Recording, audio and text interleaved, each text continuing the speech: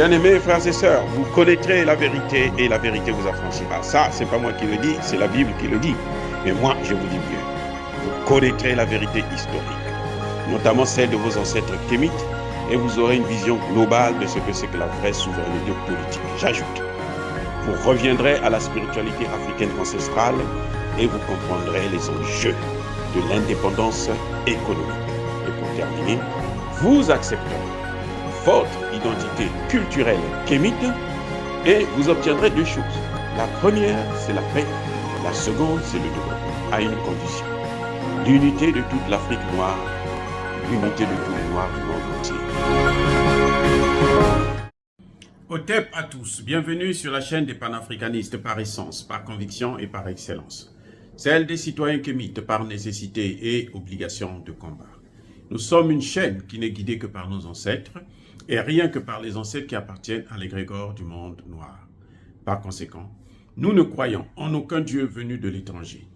Toutefois, cette vidéo n'est aucunement destinée à inciter à la haine ou à la violence, car nous menons un combat qui est d'abord et avant tout spirituel, intellectuel et démocratique.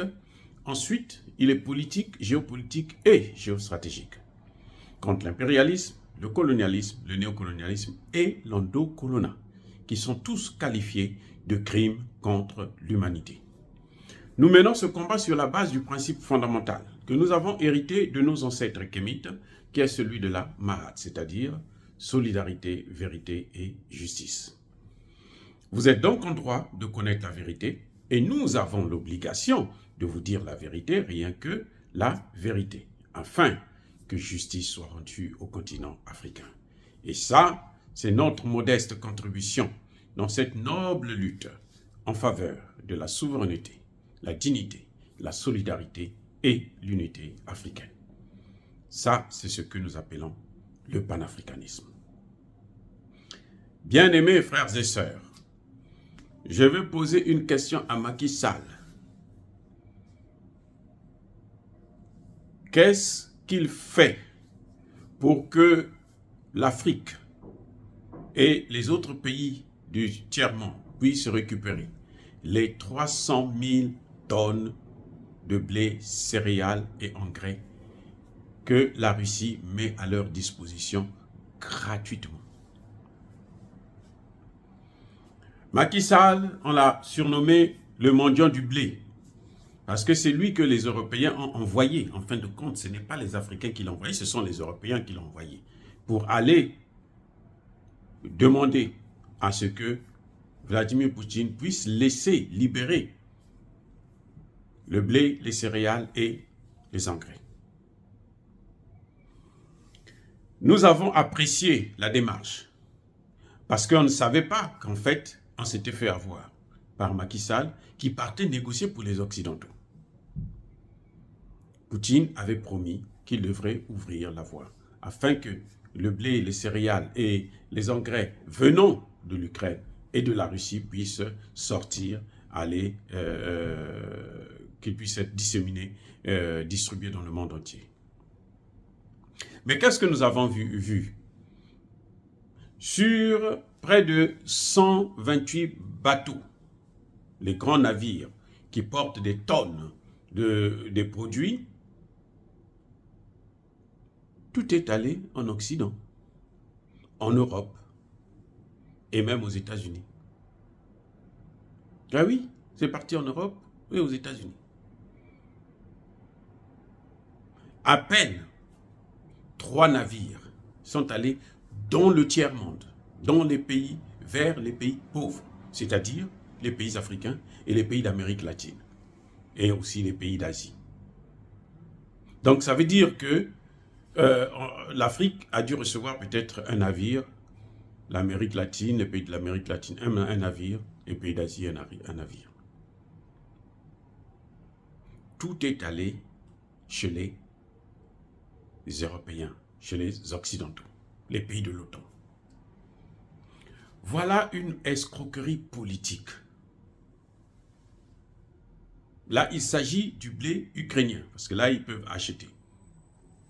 Et vous savez ce qu'ils vont faire les Européens, notamment la France? Eh bien, elle va vendre ce même blé aux Africains pour gagner encore plus d'argent sur le dos des Africains. Alors que c'est un élément qui a été, ce marché a été négocié par un Africain, c'est-à-dire Macky Sall, et aussi qui a été accompagné de Moussa Faki, l'autre cheval de Troie de Emmanuel Macron. Voilà ce genre d'escroquerie diplomatique que nous condamnons. Quand la France parle du retour de l'impérialisme, de la colonisation et de ceci, de cela, elle oublie que nous sommes assez mûrs pour voir la souffrance que elle, la France, nous inflige. Là, ce n'est pas Poutine. Hein. Poutine n'a rien à voir avec ça. C'est la France, c'est les pays européens qui nous infligent cette misère. Maintenant, le plus grave, ce n'est pas celui-là. Là, ils nous ont escroqués. Mais il y a un autre élément, c'est que Vladimir Poutine a mis à la disposition des pays pauvres 300 000 tonnes de blé, de céréales et des engrais. Vous savez ce que les Occidentaux ont fait? Ben, ils ont bloqué ça. Sous prétexte que Vladimir Poutine n'a pas le droit de vendre ses produits parce que le pays est sous embargo. Très bien. Poutine dit, moi je ne veux pas vendre ça. Parce que pourquoi on a pris l'embargo, on a décrété cet embargo? Ou bien ces différents trains de sanctions. Pourquoi? C'est pour éviter que Poutine puisse avoir de l'argent pour financer sa guerre. Écoutez, c'est pour éviter que la Russie puisse avoir de l'argent pour financer l'opération spéciale russe en Ukraine. Ok, on accepte. Mais Poutine dit que ces 300 000 tonnes que j'envoie aux pays pauvres, je ne vais pas les vendre. Je fais cadeau aux pays pauvres. Je leur donne pour qu'ils ne puissent pas souffrir, pour qu'ils ne puissent pas avoir une pénurie de ces produits. Donc, je ne gagne rien. Au contraire, je suis perdant parce que moi, j'ai financé pour produire ça. Donc, je perds, je donne.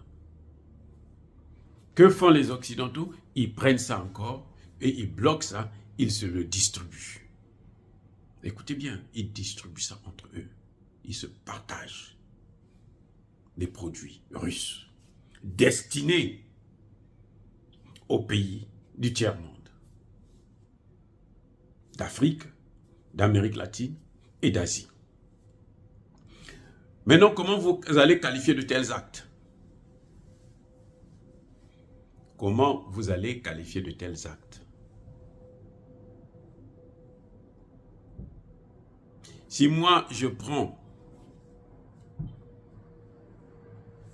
un colis quelconque, par exemple un paquet de sucre, je me dis, il y a des difficultés pour obtenir le sucre au Burkina Faso. J'envoie ça au Burkina Faso.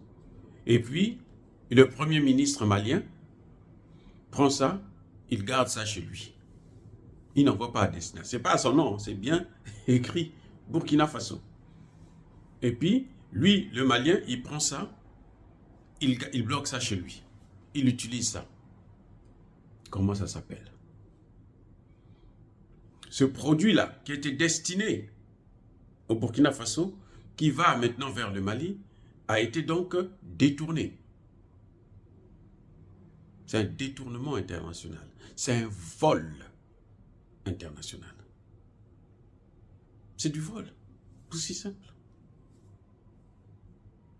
Poutine a donné. Vous prenez, vous bloquez. Vous ne remettez pas ça au destinataire. Donc vous êtes des voleurs. C'est incroyable.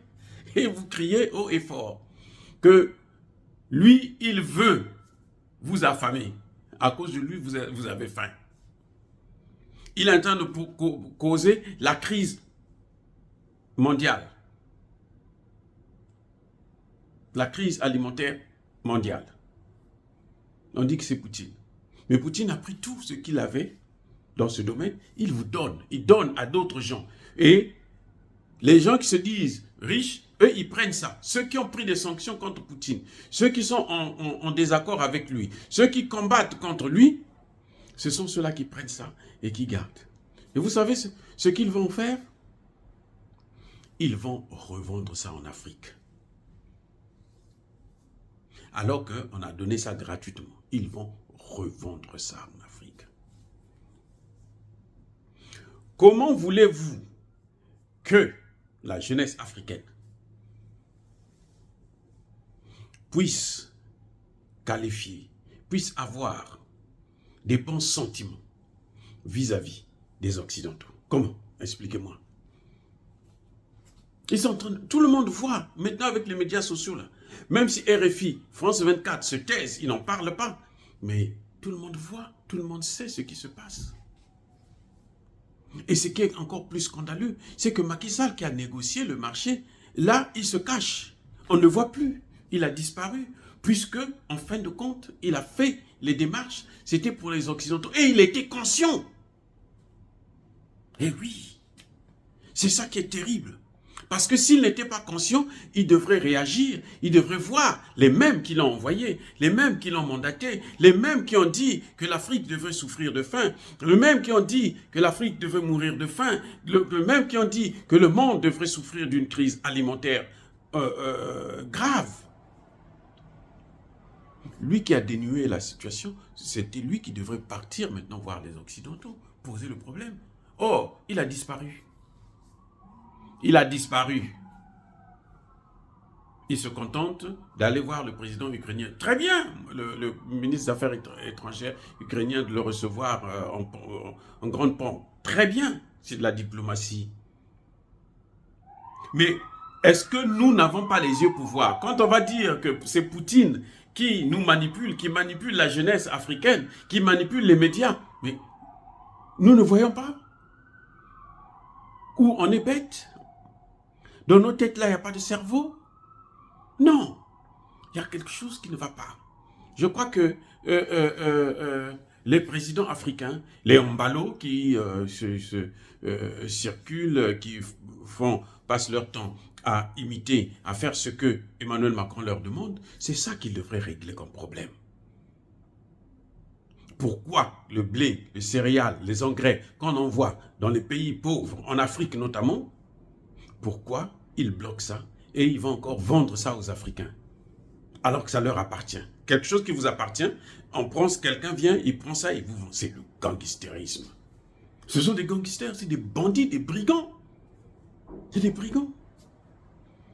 Mais dire cela, est-ce que c'est inciter à la haine ou à la violence? Non.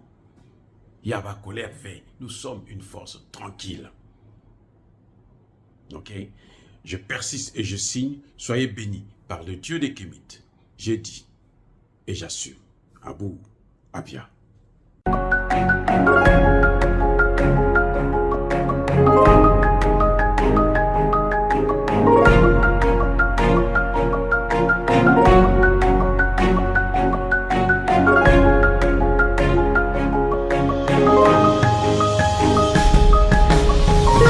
Eux, ils marchent par la foi et non par la vue.